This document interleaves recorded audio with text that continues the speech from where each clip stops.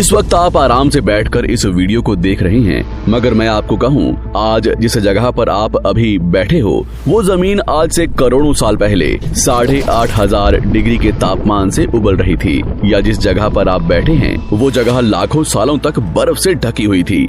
ये दोनों बातें सच हैं। इस 15 मिनट की वीडियो के अंदर आप पृथ्वी के 450 करोड़ साल के सफर को देखने वाले हैं।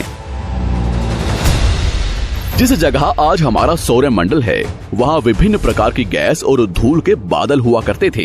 वैज्ञानिकों के मुताबिक इन धूल के बादलों से दूर एक तारा हुआ करता था।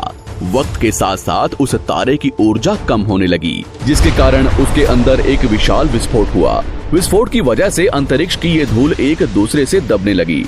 इस दौरान बादलों में स्थित धूल के कण दबाव और गर्मी के कारण बड़े उल्कापिंड और पत्थरों में परिवर्तित हो चुके थे, और इसी दबाव की वजह से इन बादलों में स्थित रेडियो एक्टिव पदार्थ ने ग्रेविटी का निर्माण किया।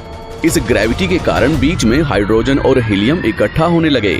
बीच के इस भयंकर दबाव के कारण एक विशाल विस्फोट हुआ, और इसी विस्फोट के कारण हमारे सूरज का जन्म हुआ।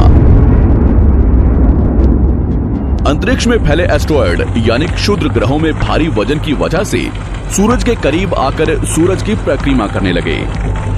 धीरे धीरे इन्हीं एस्टेरॉयड में भारी टकराव हुआ, जिसके फलस्वरूप मरकरी, विनस, अर्थ और मार्स जैसे ग्रहों का निर्माण हुआ। वैज्ञानिकों के मुताबिक उस वक्त पृथ्वी और मार्स यानी मंगल ग्रह के बीच थिया नामक ग्रह सूरज की परिक्रमा किया करता था। पृथ्वी पर ग्रेविटी होने की वजह से सूरज की परिक्रमा करने वाले एस्टेरॉयड अब पृथ्वी की परिक्रमा करने लगे, और धीरे धीरे करोड़ों सालों तक ये पृथ्वी पर गिरते रहे।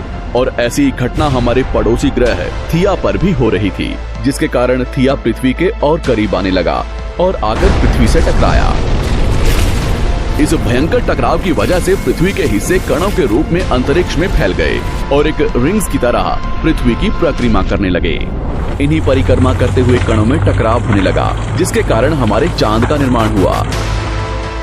उस वक्त पृथ्वी पर सिर्फ एक ही समुद्र हुआ करता था, और वो था 1900 डिग्री सेल्सियस की तापमान पर उबलते हुए लावे का। उबल रही थी वो सारी चीजें जिसे आज आप अलग अलग नाम से जानते हैं।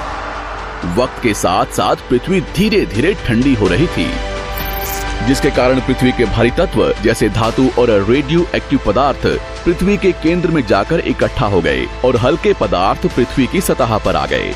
लाखों सालों तक पृथ्वी पर उल्कापिंडों की बरसात हुई, और इन गिरते हुए उल्कापिंडों में जमा था नमक,